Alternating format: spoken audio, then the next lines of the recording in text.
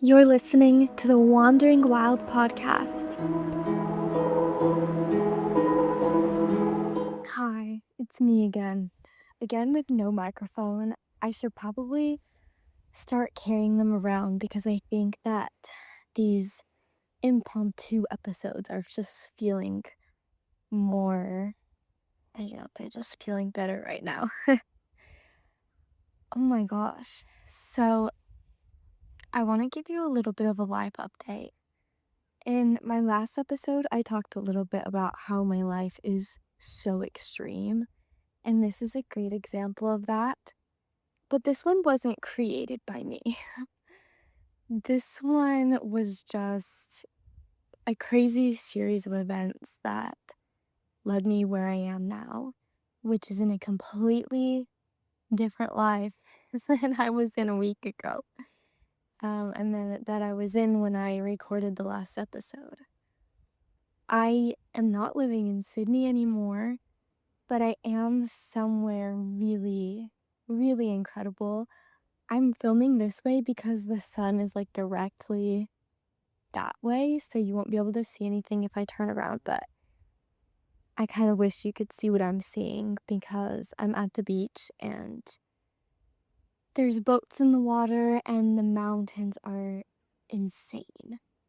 Like, there's no buildings here. I mean, there's buildings, of course, there's restaurants and things, but it's, it's like what I'm looking at right now is not the same as what I would see in Sydney. It's just lush green mountains with the ocean underneath it and a few sailboats in the water, and it is stunning. Absolutely stunning. So, I guess let me tell you about how I ended up here and tell you a little bit about where I am and what I'm doing. So, I had already been kind of considering leaving Sydney, as I think I mentioned in my last episode. I was starting to feel like maybe it was getting time for me to go do my 88 days. I wasn't sure if I wanted to stay in Sydney. But at the same time, I was starting to feel really comfortable there. I had a good routine. I was obsessed with my friends, obsessed with my gym, and things were going well, but I still was, for some reason, I felt really like intense, I guess, like really high anxiety. And so I was like, hey, do I need to get out of the city? Maybe I need to be in more nature. Thought was already kind of circling in my mind. But I had no official plans, maybe just some ideas, just kind of feeling out farm jobs and things like that. So the weekend before East, I am at work, and it's just a normal day. I did drop a pickle on a lady, which wasn't ideal, but shit happens. But other than that, the day was just like pretty normal. Had about 6 tables. I think there were 2 sitting outside and the rest were sitting inside. And then the power goes out. And I've lived in Puerto Rico for years and the power isn't reliable there, so it's something I'm kind of used to. But in Australia, it kind of like took me back a little bit. I was kind of like, something's wrong. So the power goes out and we're all kind of like, what's going on? Why did the power just shut off? And then we hear an explosion. It was like a big popping sound, I guess. And we were all just like, what just happened? And then one of the guys in the kitchen yells, he's like, fire! I'm like, oh my gosh. And I kind of was like, and then there was smoke, and then the fire alarm started going off. So a few weeks before this, the fire alarm also went off, and there was no fire. And we didn't even evacuate people from the building because I guess this happens kind of commonly. Like if someone vapes in their apartment or something, it might go off because it's for the whole building. And there's apartment buildings above us and then restaurants all on the bottom level.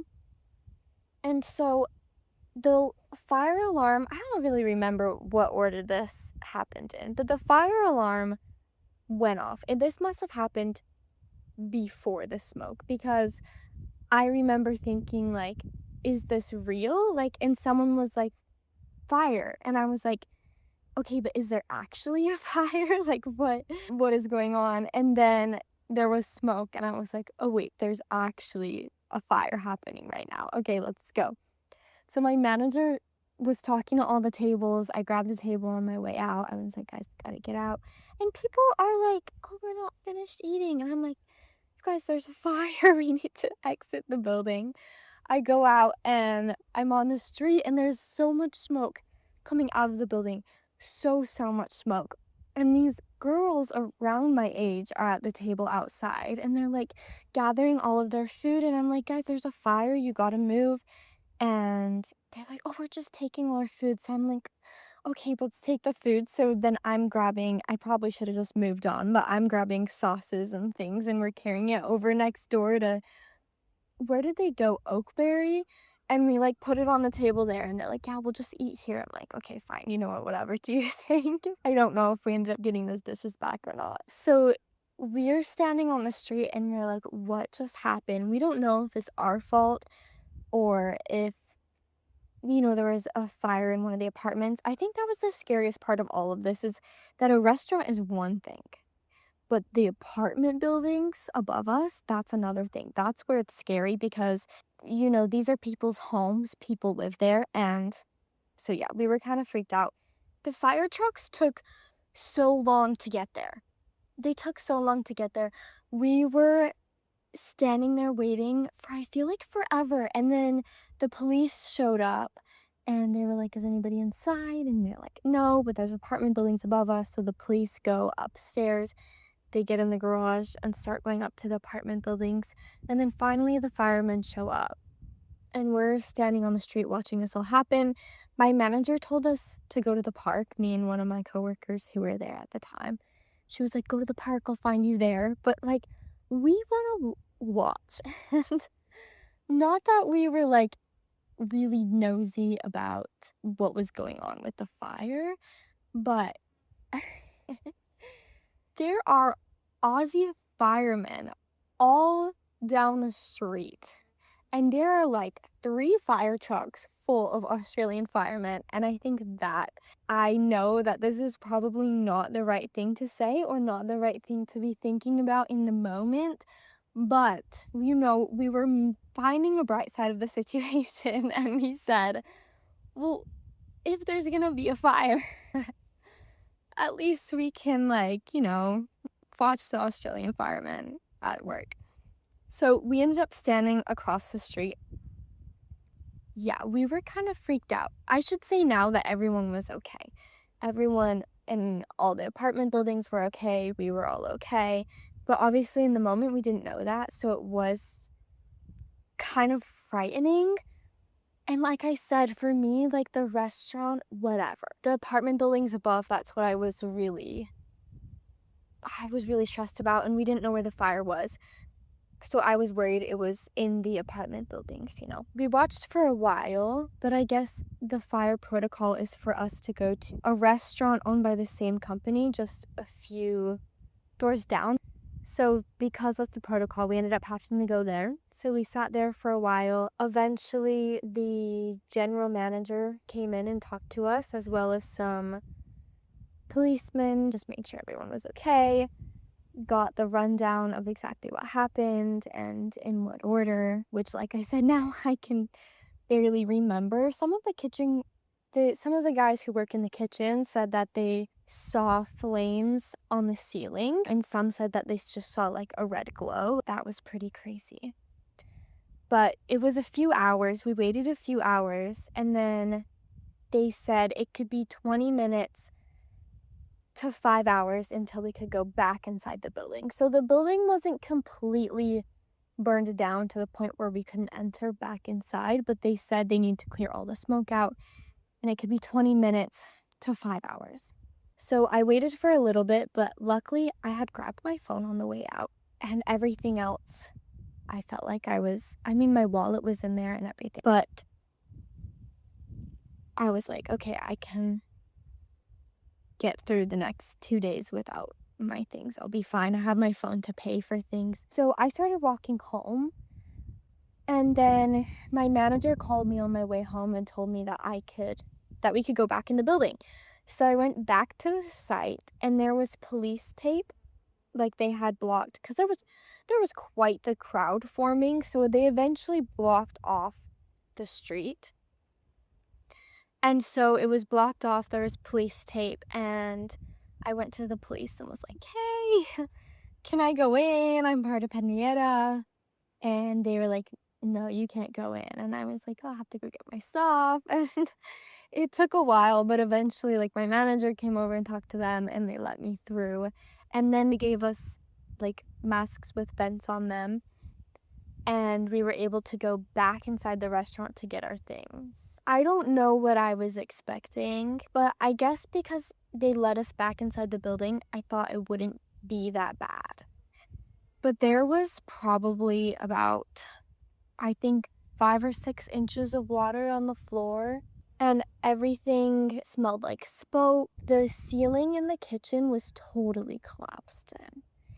Like pieces of ceiling hanging down on the floor. It was a disaster. Really insane to see, actually, especially having just been in there a few hours earlier and everything looked totally normal. Going in there at that point was crazy. It was just a crazy feeling to see it that way. So we were able to get our things and then we left. We went home. Everything was fine. I remember walking into my hostel and I walked into the TV room where my friends were sitting and I think I was just kind of in shock. Like I was just kind of like, what just happened? So I walk in and they're like, oh, Ashley, hey, how is work? And I just like am standing there.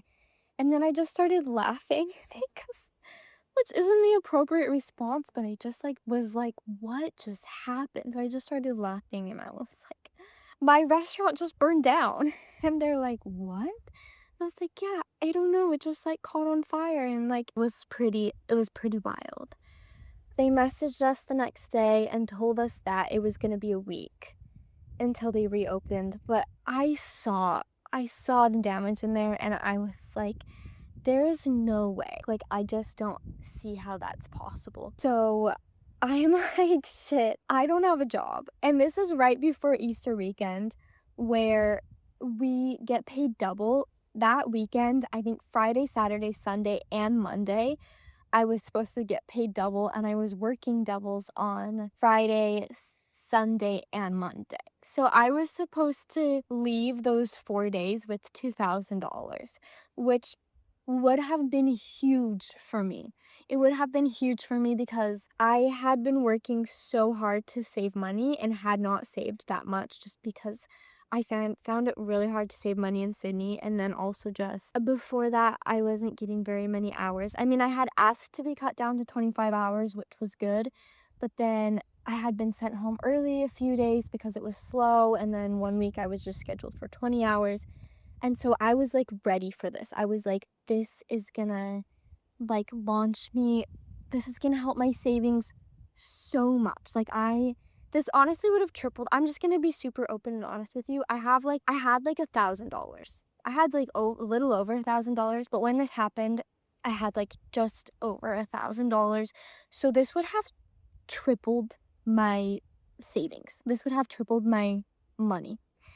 And I was like, this is going to be huge for me. I'm going to have $3,000. That gives me such a good cushion if I decide I want to leave Sydney. And obviously that didn't end up happening. So now I only have $1,000 and I'm living in Sydney and I don't have a job. And I'm like, hey, well, what do I do? So I started looking for more opportunities. I still had my hostel job, so I had accommodation for free, luckily. But I'm looking for farm jobs. And then a few days later, my manager messages me and she's like, hey, it's going to be a few months until we can open. I recommend you try and find another job. Of course, we'd love to have you back when we open, but it's not going to be for a few months. So I'm like, okay. This is it. Like, it's my time to leave Sydney. I was already thinking about it, but it was really stressful because all of a sudden, like, I think in my last episode, I talked about how I was feeling really good about having the time and space to like make a slow decision, to kind of like find something that feels really good and go with that. And I wasn't in any rush because I had a job. And then that just fell apart. Like, it came crashing down and was kind of scary and kind of stressful and kind of a reality check for me, because I realized that, especially being a casual worker, my income can disappear at any moment. So maybe it was a good lesson for me. I can lose my job at any time, whether it's to being fired or it's to an actual fire or the owner's a creep. You never know. This was really stressful for me, and I was like, what am I going to do? Well, the next day, I get an email from Summer House in Magnetic Island. So the hostel I was working for in Sydney was the Secret Garden, and it's owned by the Summer House company. And a few weeks prior, I had actually emailed the hostel on Magnetic Island asking if they had any open volunteer positions, because I was like, this could be a good opportunity for me to get more into nature, to leave Sydney. I'd have accommodation covered, so it makes it easier to find a job. But they didn't have any available positions. So now, a few weeks later, the day after my manager messages me that I don't have a job anymore, not really. So she emailed me, we had a phone call, and she was like, you need to be here this weekend. So I bought a plane ticket and I sent her a screenshot of my ticket to confirm that I was coming, and a few days later, here I am. That is how I went from living in Sydney, being a bartender, working at the Secret Garden Hostel, to living on this incredible island, literally right next, like right on the beach. All that is between where I live and the beach is a little street you have to walk across, and a pool, and a swimming pool. We also have a swimming pool. We get to use snorkel gear. We get kayaks. It's warm. The sunshine is out. It's dry season in Queensland, so the weather is just, it's amazing. I've been on a job hunt and haven't found one yet, but it's really easy to job hunt here. There's only like 15 restaurants on the whole island, and so it's pretty easy. I just wrote them all down on a list, and when they're open, and then when I apply to them, I just check them all. It's nice too, because it's like in Sydney, I mean, obviously it's more likely I'll find a job if there's more places, but it's not like every day I'm like, there's more and more and more and more and more places to go to. I think that by Thursday I will have gone into every restaurant on the island and handed in my CV. And so if I don't find a job this week, then I can try again next week at the same places. And if I don't hear back from anyone next week, then I just know it's probably time to move on, So that's kind of nice, because I don't have to play like the what if game. I can just like do my best, and I'm feeling pretty good about it. I'm feeling good about being here, so I'm really hoping. So I need some money, so I am really hoping that it'll work out quickly.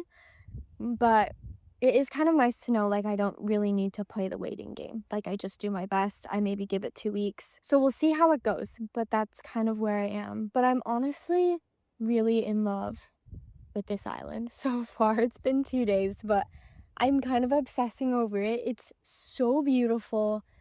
I just love living across the beach. I've been waking up super early every morning. I have developed a little bit of anxiety around working. I don't know why. I really haven't worked that much in the last year. I have done work exchanges. I think my job in Sydney was really stressful to me. Not my housekeeping job, but my bartending job. I don't really think that I was bad at the job, but the style of my manager, the way she liked to manage, was very direct. And she actually talked to me about this. She was like, I'm very like, I don't like to waste any time. I'm very to the point. If you do something wrong, I'm going to tell you in the moment. I would do something, and she was very quick to tell me that it was wrong. And there was also a lot of like weird little rules. Like we had to completely clear and clean the table before we could bring someone a check, which was I'm sorry, it was absolutely ridiculous because it's so awkward because sometimes people ask you, "Hey, can I have my bill?" And you're like, "Yeah, definitely. Let me just get these plates out of your way." And then it's a big group of people, so then you have to go back for a second round of plates. And they're like, "Hey, can I get my bill?" And I'm like, "Yeah, I'm just gonna clean your table first. Okay, the second round of plates." And then come back another time to wipe the table while everyone was sitting there. The table that they're just trying to leave. But you have to do it. And like one time I did this and I literally left like there was like a tiny little piece of rice. Like in the table was against a wall. In front of the guy against the wall, there was like a piece of rice. And I would have had to be so in this guy's way to get this piece of rice. So I left, I saw the piece of rice. I left the piece of rice on purpose and I gave them their bill.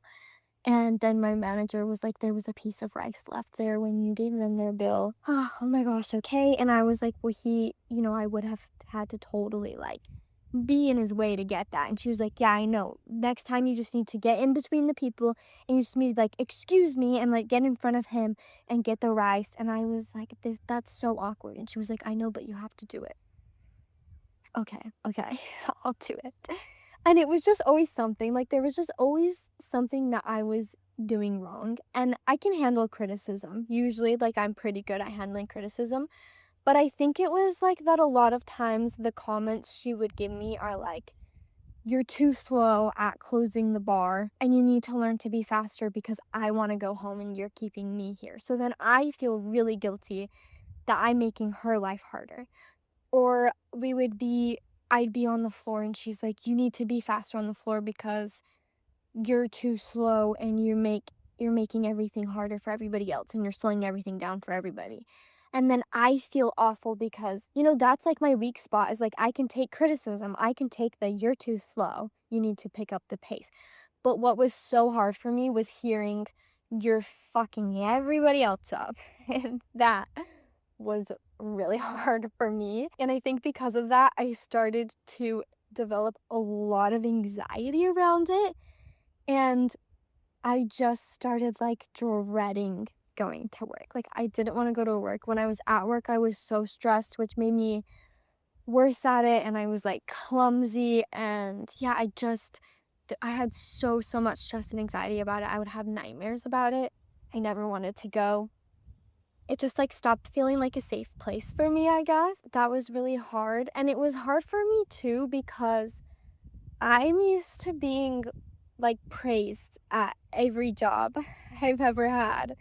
Like, I'm always told like, oh my gosh, Ashley, you're so amazing. We love you. You're doing a great job. We're so impressed by you. And so now to like not be getting any positive reinforcement and only to be getting critiques felt really harsh to me and just like abnormal. And I was like, okay, what is going on? And yeah, I was just really stressed, which made it worse. And I just felt like I was bad at my job, and that was a horrible feeling. And I think that because of that, I have developed a lot of anxiety around working in general. And I'm trying to remind myself that that experience was separate from any other experience that I'm going to have. But even at this job that I have at the hostel, I've been like, while I'm working, I've been like really stressed and I've been like really worried about like being too slow. Today I had to change a bunch of beds, which I've never done before, and that I was like so stressed about it and so worried that everything looked right. And then when I was off my shift, I saw a message in the housekeeping that the beds that I had made, just like two of them, had to be changed. And I was like so worried about this. I had a whole spiral. It's like, oh my gosh, I messed everything up. Like, they're gonna hate me. And so I messaged my manager and I was like, hey, I saw in the housekeeping chat that they needed to redo some of the beds. I made those ones. Can you just like tell me what was wrong with them so I can make sure next time I fix it? And she was like, oh no, it's totally fine. There was just a stain on the two sets of sheets. And I was like, oh, okay. So it wasn't my fault, really. I mean, maybe I should have noticed the stain. But also, the hostel I was in last was honestly disgusting. Like, it had cockroaches all over the place. And yeah, it just was like, we would clean it, but it just wasn't very clean in general. And everything was really old. And the standards were really low. I mean, I think I did a good job, but it was like definitely like things didn't need to be perfect. So I guess like seeing, actually on one of them I saw a stain, like it was just like a dark spot, but I didn't really think it was a problem because I was used to staying at this kind of yucky hostel where a stain would be the least of your worries, you know. So it ended up being fine, but I was like freaking out. I was freaking out about it. And then everything was fine in the end. And so I really just need to like relax. My nervous system is so high. And like job hunting has been so stressful because in my core, I know that I don't want a job, but I need a job, which is, I don't like feeling that way because I usually like working, and I'm hoping once I start working and hopefully I'll like my job and I can kind of snap out of that. But yeah, for some reason working feels so stressful to me these days. I'm hoping, I don't know, I'm gonna give it a few more days because I just got here, but I might recommend to my hostel adding in yoga classes because it's right on the beach. So you could literally go to the beach and do yoga classes, or they have a really nice space for it next to the kitchen. So I might suggest that to them so that I can teach yoga because I want more practice, because I feel like I would love to be a yoga teacher, but I don't feel like I have enough experience to teach in studios, like I said. But I was thinking about that. I was like, that would be the best job. Like, so much, I would enjoy that so much more than working in a restaurant, I think. So yeah, we'll see what happens, but I would love to move out of working in restaurants and into something that doesn't stress me out so much. But that's a long update on my life and the story of how I ended up on Magnetic Island. This place will count as my regional work, which is really great. Thanks for listening to my episode. As always, I hope you enjoyed, and if you want to follow along, follow me on social media, follow the podcast. It really helps me. Like, it really, really does. Also, if you have any feedback, like, I think because I record and because I edit, listening back on it, I either don't notice what is wrong with it or everything feels wrong with it. It's either one or the other. And so I love hearing outside perspectives and, yeah, just getting feedback on how it sounds, on the topics, everything, reach out. I'm so happy that you listened to this, and I'll keep you updated on my insane life. All right, bye.